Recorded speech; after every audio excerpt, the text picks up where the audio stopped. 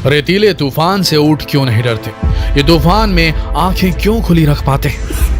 रेत का बवंडर जो इंसानों को कुछ देर के लिए अंधा बना देता है, कुछ देख पाना तो दूर, एक पल के लिए आंखें खोलना भी नामुमकिन सा लगता है। रेत के उस बवंडर से भी ऊंटों को कोई फर्क नहीं पड़ता, ना तो उनकी चाल बदलती है ना ही ढाल। यानी रेगिस्तान का यह जहाज रेतीले तूफानों में भी आंखें खोलकर तेजी से दौड़ता रहता है। लेकिन ऐसा कैसे पॉसिबल है? धूल का एक कण भी हमारी आंखों में चला जाए तो हमारी आंखें डबडबा जाती हैं, हम बेचैन हो उठते हैं। लेकिन ऊंटों पर तो उड़ती रेत का कोई असर नहीं पड़ता। अरे पड़ेगा भी कैसे?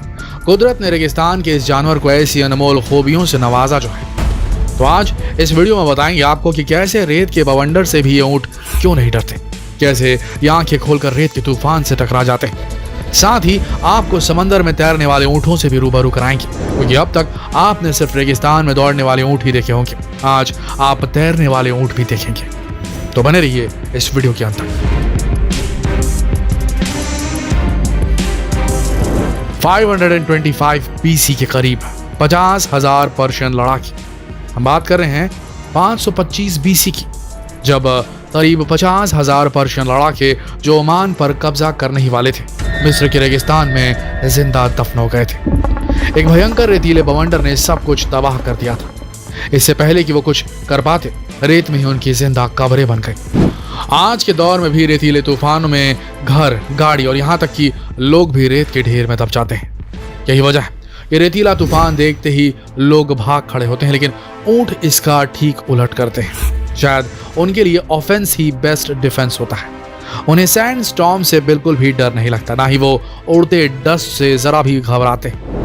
सैंड स्टॉर्म देखकर हम इंसान भले ही अपना रास्ता बदल लें, लेकिन ऊंट अगर सीधे जा रहे हैं तो वो सीधे ही जाएंगे, फिर चाहे धूल भरी आंधी चले या फिर रेतीले बवंडर आ जाए। दरअसल इसकी वजह है इवोल्यूशन, वो खूबियां जिससे कुदरत ने इस जीव को नवाजा और जिसकी मदद से हवा में फैली रेत भी इस जानवर के लिए हवा के बस एक झोंके जैसा बनकर रह जाती है। अब क्या है ये खूबियां, जरा इस पर भी गौर फरमा लीजिए।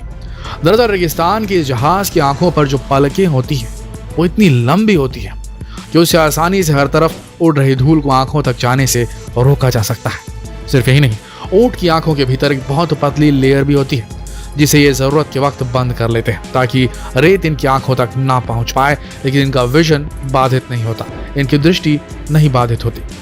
दरअसल एक मेम्ब्रेन होती है जिसे जरूरत के हिसाब से ऊंट आंख पर चढ़ा या हटा लेते हैं। माने एक किस्म का ट्रांसपेरेंट शील्ड होता है जो धूल और रेत से ऊंटों की आंखों को बचाता है। खास बात यह है कि ऐसा करने पर भी ऊंटों के देखने की क्षमता पर कोई असर नहीं पड़ता। जैसे वो गॉगल्स लगाकर दौड़ रहे हों, वैसे गॉगल्स पहनने पर भी धूल हमारी आंखों तक तो पहुंच ही जाती है, लेकिन क्या करें, अब ऊंटों वाली लिबर्टी हमें तो नहीं मिल सकती। अगर ऊंटों की आंखों में भी ऐसे एडवांस मैकेनिज्म ना हुए तो क्या होगा? रेतीला तूफान आते ही ऊंट आगे नहीं बढ़ पाएंगे। हो सकता है कि वो रास्ता ही भटक जाए, और अगर कहीं रेत उनकी आंखों में चली गई तो ये बहुत दर्दनाक होगा। हो सकता है कि रेत के कणों से कॉर्निया को नुकसान भी पहुंच जाए, आंखों में अल्सर हो जाए, क्योंकि रेत का एक मामूली सा कण भी बहुत तगड़ा नुकसान पहुंचाने के लिए काफी होता है आंखों के लिए।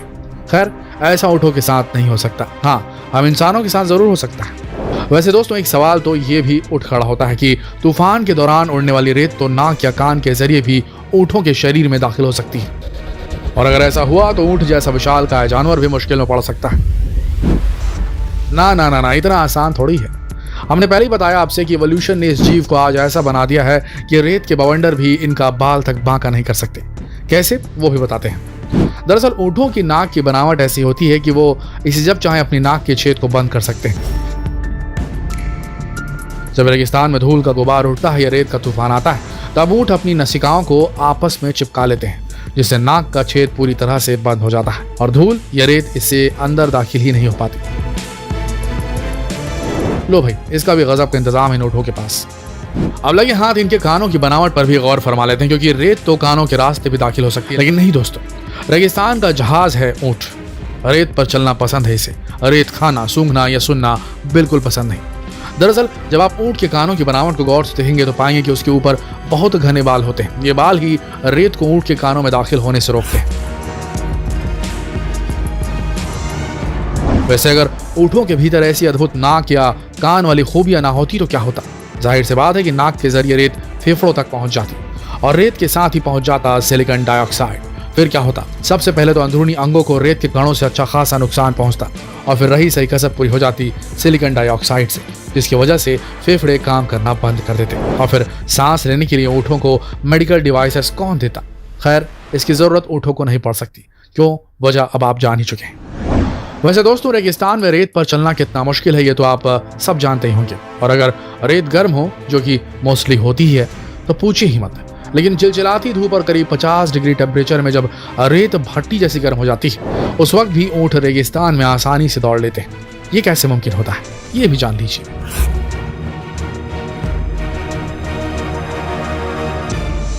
दरअसल ऊँटों के लंबे पैर उनके शरीर को तपते रेत से थोड़ा दूर रखने में मददगार साबित होते हैं। इसके अलावा इनके पैरों की बनावट भी ऐसी होती है कि रेत पर भी आसानी से चल पाते हैं।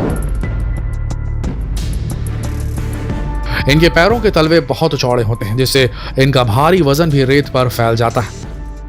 इसके अलावा ऊँट के तलवे सपाट और गद्देदार भी होते हैं, इससे भी रेत पर चलना इनके लिए बेहद आसान हो जाता है। वैसे आपको ये भी बता दें कि ऊँटों के घुटनों पर मोटे चमड़े के पैच बने होते हैं। ऊँट जब आराम के मूड में होते हैं तो अपने घुटनों के बल ही बैठते हैं, इसीलिए गर्मी के दिनों में जब रेत बहुत ज्यादा गर्म हो जाती है तब ये मोटे चमड़े वाले पैच ही ऊँटों को गर्म रेत से बचाते हैं। चलिए दोस्तों, जैसा कि हमने आपसे वीडियो की शुरुआत में कहा था, अब आपको तैरने वाले ऊँट भी दिखा देते हैं। समंदर में तैरने वाले ये ऊँट सिर्फ और सिर्फ गुजरात के कच्छ में ही देखे जाते हैं। इन ऊँटों को खाराई कहा जाता है, जो समंदर में भी आसानी से तैर लेते हैं।